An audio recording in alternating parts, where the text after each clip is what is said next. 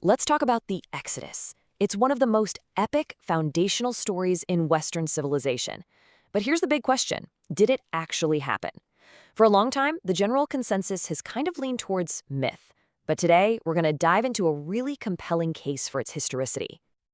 So for this explainer, we're going to be digging into the arguments and the evidence that's laid out in the Exodus Rediscovered documentary series from the YouTube channel Inspiring Philosophy.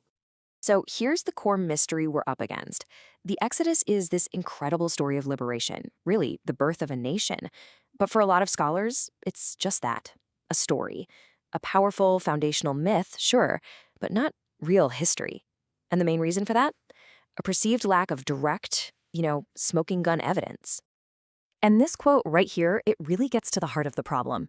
The prevailing view in academia has been that an event this huge, we're talking hundreds of thousands of people up and leaving Egypt, should have left a massive, unmistakable footprint in the ground, right? But for a long time, the consensus has been that footprint just doesn't exist. Okay, so like any good detective story, the very first thing you have to do is establish a timeline. You gotta know when to look, because if you get the timing wrong, you're gonna miss every single clue. Now, when we look at the scholarship, there are really two main theories for when the Exodus could have happened. An early date, way back in the 15th century BCE, or a late date in the 13th century. Both have their supporters, but the clues inside the biblical text itself seem to point overwhelmingly towards one of them. Think about it. The Bible says Moses and Pharaoh are meeting all the time. That only works if they're living close to each other. Well, in the 15th century, Egypt's capital was hundreds of miles away from where the Hebrews were. But in the 13th century, the pharaohs moved their capital right next door to a new city called Pi-Ramesses. And what does the Bible explicitly say? That the Hebrews were forced to build a city named Ramses. So this locks us into a really solid working timeline for the 13th century.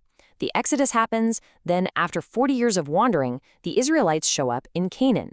And this lines up perfectly with the Merneptah stele, an Egyptian stone slab from 1208 BCE, which is, get this, the very first time we see the name Israel mentioned anywhere outside the Bible, right there in the land of Canaan.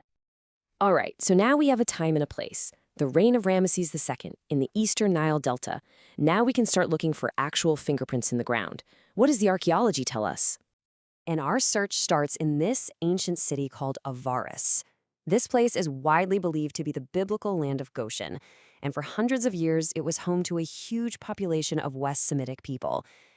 People from the Levant.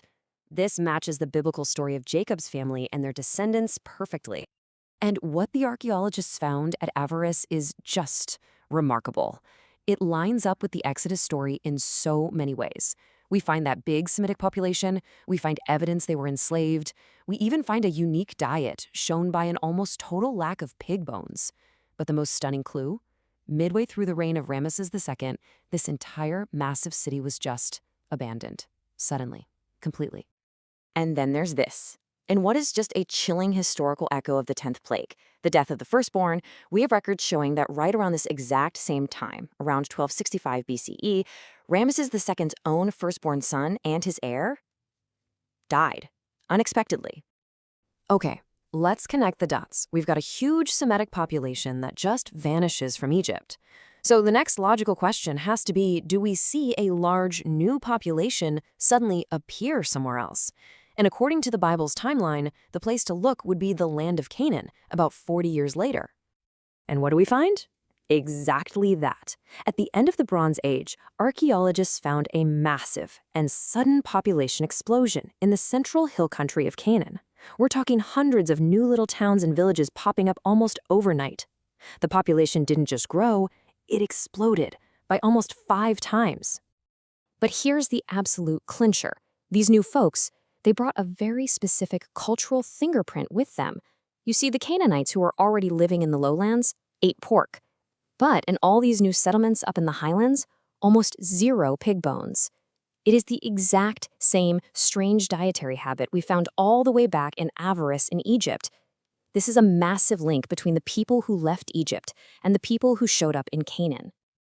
Now, the book of Joshua says that during their northern campaign, the Israelites only burned one city to the ground, a major city-state called Hazor. And guess what archaeologists found at Hazor from this exact time period? A massive destruction layer from a fire so incredibly hot, it literally turned mud bricks into glass. And inside that destroyed palace, they found all these statues of kings and gods. But they weren't just smashed. Someone had very deliberately chopped off their heads and their hands. Now, this isn't how the Egyptians did things, or other groups, but it is exactly what the biblical commands told the Israelites to do to Canaanite idols. Okay, so the external evidence, the stuff in the ground, is pretty compelling.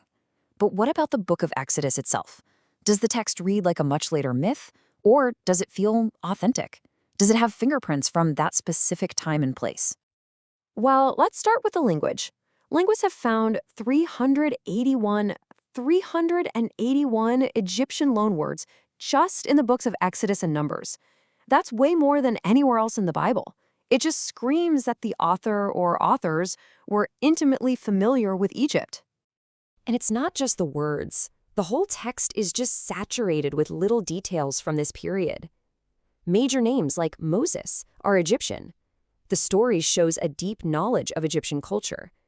Even the legal structure of God's covenant and the design of things like the Ark of the Covenant perfectly match the styles of the late Bronze Age, not the styles of later periods. So when you take a step back and you look at all of these different threads together, the archaeology, the cultural clues, the text itself, a really coherent picture starts to form. And the argument here from the source material isn't about one single shining piece of evidence. No single clue proves the case all by itself. It's about the convergence. It's about dozens of completely separate lines of evidence, all pointing to the exact same conclusion. You know, when you're investigating the ancient world, you almost never find a single smoking gun. It just doesn't work that way. It's more like a court case, where you build a strong argument on all this interlocking circumstantial evidence. And for the Exodus, that case is looking surprisingly strong. And that leaves us with one final thought to chew on. We've seen a people with a unique culture vanish from Egypt and pop up in Canaan. We've seen cities torched exactly how a certain book says they were, and we've seen that the book itself is just soaked in the language and culture of that precise moment in history. So you have to ask yourself, when a story leaves this many fingerprints all over the historical record, can it really be just a myth?